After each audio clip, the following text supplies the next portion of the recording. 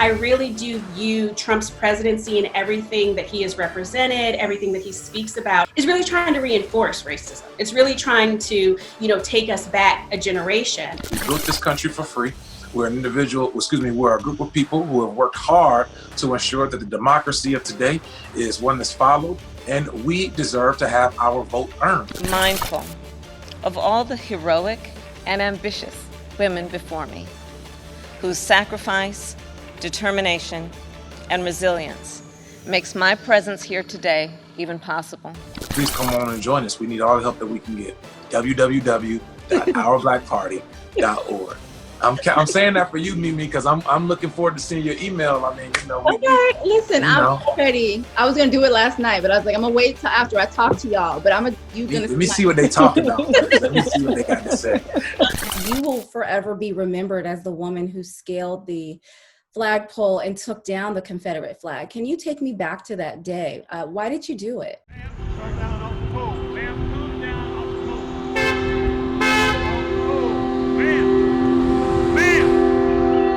I grew up always knowing about what the Confederate flag symbolized.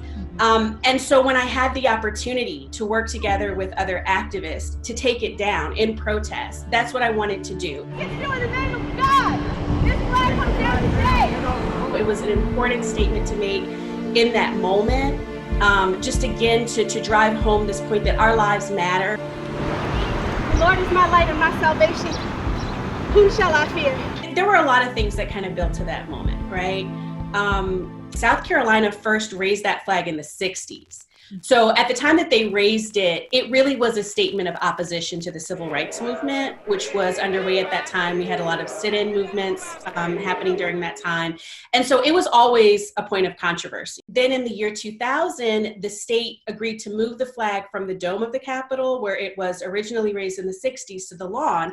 But at that time, they wrote into the law that the flag couldn't be lowered for any reason unless there was a 2/3 approval in the State House. So virtually impossible. Then when we reached 2015 and we had this incident of a white supremacist driving from the Capitol in Columbia down to Charleston, entering a historically Black church and murdering 9 Black people, it just drew attention back to, the state displaying this hate symbol, especially once we started to see images of Dylan Roof, waving the Confederate flag. The fact that we had this period of time where the state had lowered the United States flag to have staff, lowered the state flag, but still had the Confederate flag on the top of the pole. One of the people who was murdered in the church in Emmanuel AME was Clementa Pinckney, who was the pastor and also a state senator. So we had this visual of his casket being processed through the streets of Columbia, South Carolina, and the Confederate flag, still flying there. I'm coming down. I'm prepared to be arrested. My scaling the pole and taking the flag down and having James Tyson, who was a white activist, stand down there at the bottom and volunteer to be arrested alongside me. We wanted to symbolize, this long struggle of how we have to work together to dismantle not just the symbols, but the systems, the social practices that keep racism going. Is there another way to do this other than civil disobedience, other than tearing down these statues or removing these flags? Not really. The truth is, and history shows that civil disobedience plays a major part in changing the laws. And that's a very important thing to understand. Civil disobedience and protest really are an integral part of a healthy democracy. And the importance of a demonstration like that is to really draw a contrast between the kind of violence and hatred that's represented, in a symbol like the Confederate flag, or these Confederate monuments that were erected basically to hold on to the Jim Crow system. That's what they symbolize. They were erected long after the Civil War to just remind everybody that racism was still the order of the day.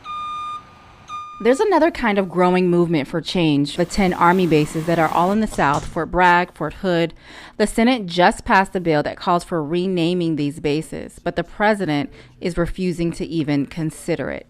How important is it to remove the names from these bases? I do think it's important, and I'm definitely one of those people who's constantly reminding everyone that, changing symbols is important, but we want to make sure we get deeper, than just the surface level, because the fact is Racism was there before these symbols were put up, right? And just because we take these things down doesn't mean that racism has gone away. At the same time, though, I am really encouraged to see this kind of shifting happening, because I really do view Trump's presidency and everything that he has represented, everything that he speaks about. That's why we pay tribute to generations of American heroes whose names have etched on our monuments and memorials. Is really trying to reinforce racism. It's really trying to, take us back a generation. And so to see this kind of resistance happening, like in the last year of his presidency, what we certainly hope is the last year of his presidency, is a good indication about where we're going. We're getting a lot of symbols. We're getting the Black Lives Matter, the murals and the George Floyd murals, and that's great. But what legislatively would you like to see? I think we have to defund the police. I am definitely in the camp that the policing institution as it exists needs to be abolished and dismantled. We have to recognize that policing in this country is rooted in slavery. And that's why no matter how many reforms we try to put in place, we will see many more George Floyds than, we will see reform and change happen, because that's just so baked into the structures. We need to putting all of our funding into police and prisons and start putting it into things that actually prevent crime, right? Things that actually improve quality of life, housing, healthcare, education. And I've heard you say that Ferguson was the seed. So from George Floyd to Ahmaud Arbery to Breonna Taylor, every incident seems to be building on the next. Can you talk a little bit about that? I mean, I view this as a very long struggle, right? If we're just talking about the struggle against racism and slavery in America, we're talking about a 400 or year more long struggle. And of course, you can always pinpoint, how it kind of ebbs and flows, whether it was the civil rights movement of the 60s or the Black Lives Matter movement that we're seeing now. But the fact is that everything does build upon everything else. And that's important for us to remember. There's some people in this moment who are thinking that it all just began with George Floyd, and it's really important to recognize people have been organizing and protesting in the street for at least like 7 or 8 years now. And so what we're seeing right now is really a breakthrough moment that is a result of those efforts.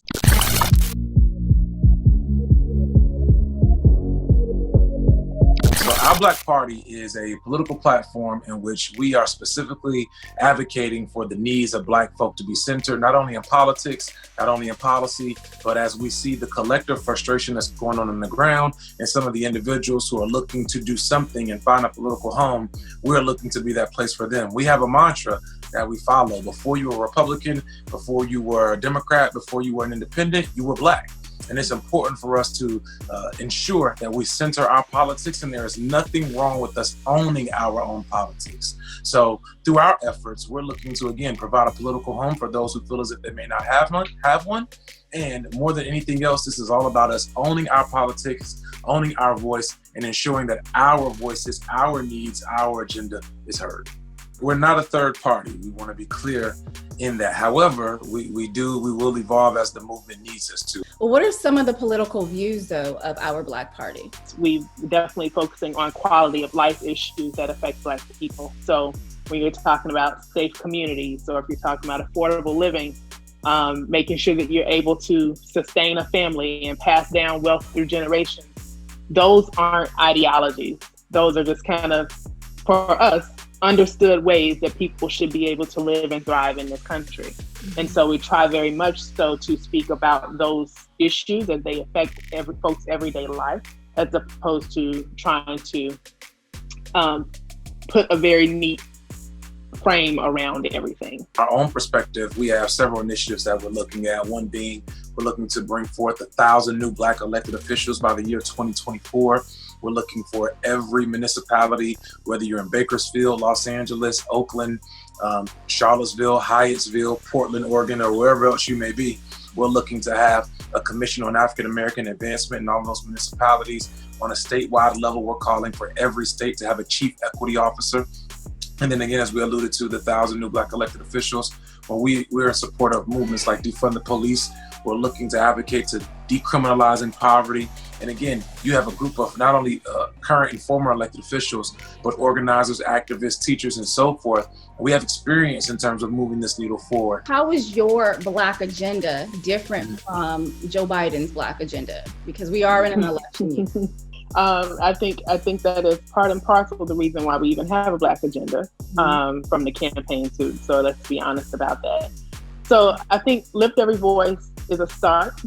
And I think one of the things that was said about that agenda when it was released is that it definitely spoke to the moment, in that, you know, folks are talking about the uprisings and Black Lives Matter. People are talking about disparities and outcomes for Black folks with COVID-19. And you see that very present very heavily in that agenda. But what that agenda ignores are the everyday things that impact Black folks. So it ignores some real changes that are necessary in housing. It ignores some real needs for building Black wealth. That wealth building isn't just about making sure that everyone has a living wage. You know, that puts a ceiling on what you believe Black folks can accomplish. It ignores some really important issues around rights for domestic workers and for labor negotiations. It definitely starts to touch on those areas that are important for Black folks. But if you align the Black Agenda 2020 against against Biden's Lift Every Voice plan, you will see many deviations from there. It starts to touch on those areas, but it definitely doesn't go far enough. We haven't had any consequential legislation affecting Black people comprehensively since 1968, and that was with the Civil Rights Act. And since then, we've had many legislation or policies that have actually undermined the very things that were put in place by Civil Rights Act. And Wes, so do you think that Black people are too loyal to the Democratic Party?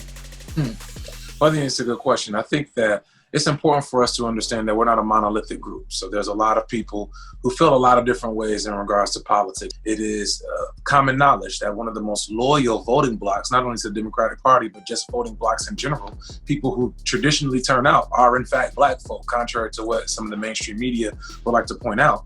What we're focused on is ensuring that whatever party you belong to, whomever is running, whether you're Black, whether you're a Democrat, whether you're an independent, whether you're a Republican, whether you're white, whomever, that the needs and the wants, the desires of the agenda of Black folk are centered, because we are owed this. We built this country for free.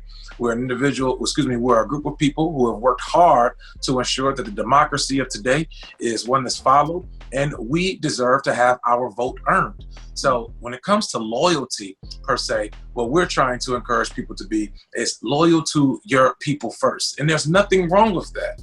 There's nothing wrong with us saying that we are going to be committed and be loyal to Black folk first to ensure that our policy needs are adhered to and met. We see this with several other ethnicities and cultures, whether it be the Jewish community, Irish community, the Latinx community, white folk, European, whomever. They have no issues in terms of centering what they need first. So there's nothing wrong with Black people doing the same thing. Talk to me about the Black ballot. What is that about? What we're aiming to do with the Black ballot is to vet candidates for the average person. And we want to say that our Black Party provides our stamp for X, Y, and Z, so that when you go into the voting booth, you know that there are a trusted group of people, specifically from our party perspective, who have vetted these candidates. We are vouching for these candidates. And as Malcolm said, it's either the ballot or the bullet. And we actually believe that the ballot is the bullet. And in order for us to make a change in our communities, a change in the world for that matter, we have to be equipped in the voting booth. And that is what the Black ballot aims to do. Talk to me about the importance of our local elections, you know, our attorney general races, our school board races, because a lot of times people tend to just focus on the presidential election. How important are these local races? Well, we're placing a large emphasis on the local and state elections, down ballot, as some individuals will call them, where, as you alluded to, when you look at positions currently available for the school board elections that are currently taking place on your city council, county commission, county executives, even up to the district attorneys or commonwealth attorneys, as they call them here in Virginia, statewide races, state legislators, and so forth, as well as the congressional seats. All of those elections matter. And on a very local level, one of the things in which we're trying to implement is educating our folk in terms of, well, yeah, you all may know about the presidential election and you know the two candidates who are up there, but do you know who your school board representative is? Do you understand how your district attorney actually plays a role in what's actually going on in your neighborhoods? Do you understand who your city council person is? Are you aware of when their next election is? Are you participating in that election? So those are also some of the things in which we're looking to, in terms of educate our folks and bring forth information with the Black ballot. But that is also a grassroots, on the ground approach in which we need individuals to come and help us out to serve on the ground, put boots on the ground so that we can help and carry out this work. So if you're interested in doing so, please visit us at www.ourblackparty.org. I often like to say that, while we have great respect for the individuals who are running for higher office, no one can impact our communities like we can on the local level. We have a direct effect to ensure, and a direct responsibility to ensure that resources are allocated to our people, as well as that to our communities, they're getting what they need in order to be successful. That happens locally. So again, if that matters to you, please come on and join us. We need all the help that we can get. www.ourblackparty.org. I'm saying that for you, Mimi, because I'm looking forward to seeing your email. I mean, Okay, listen, I'm ready. I was gonna do it last night, but I was like, I'm gonna wait till after I talk to y'all. But let me see what they talk about. Let me see what they got to say. Is this just for Black people, or can anyone join? We lead with Black because at the end of the day, we are concerned about improving the quality of life for Black people. But we know that there's no movement that's happened in this country, no successful one that is, without the work of allies and people who are committed, both in terms of their time, their money, their reputations, to actually ensuring that the vision that we have is one that's able to become a reality for folks. And my last question, Wes, how can people join? So we're always looking for individuals to join us. We have a very robust schedule that'll be coming out in which we're looking to accomplish several things. Those include state calls, regional calls, and then we're planning a national town hall in September. But for those who are interested in supporting us, please come and join us, www.ourblackparty.org. We need all of the support that we can get. It doesn't matter whether you're Black, whether you're white, you're Latinx, Asian, whatever your ethnicity, whatever your background, we need individuals who are committed to ensuring that Black folks' lives are centered. And we say this often, Black lives cannot matter until Black politics and Black policies do. So if you believe in such, then we need you to come on and join us with your time, your talent, or your treasure. Again, www.ourblackparty.org.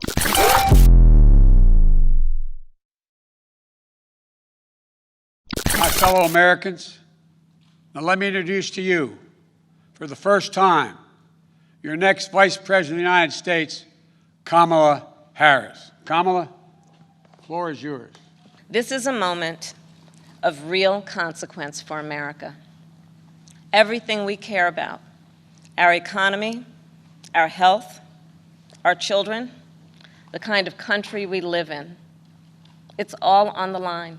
And we're experiencing a moral reckoning with racism and systemic injustice that has brought a new coalition of conscience to the streets of our country, demanding change. America is crying out for leadership. It's official. California Senator Kamala Harris is the first woman of color to run on a major political party ticket as vice president. Harris is the daughter of a South Asian mother and a Jamaican-born father who marched together in the 1960s civil rights protest. The 55-year-old lawmaker served as San Francisco's district attorney and California attorney general before ascending to the U.S. Senate, where she sits on the powerful Judiciary and Intelligence committees. Harris is also a graduate of Howard University. Joe Biden had long promised to select a woman running mate and had been encouraged to pick a Black candidate to energize African American voters. Thank you for watching. That will do it for us. Please like, comment, share, and keep the conversation going.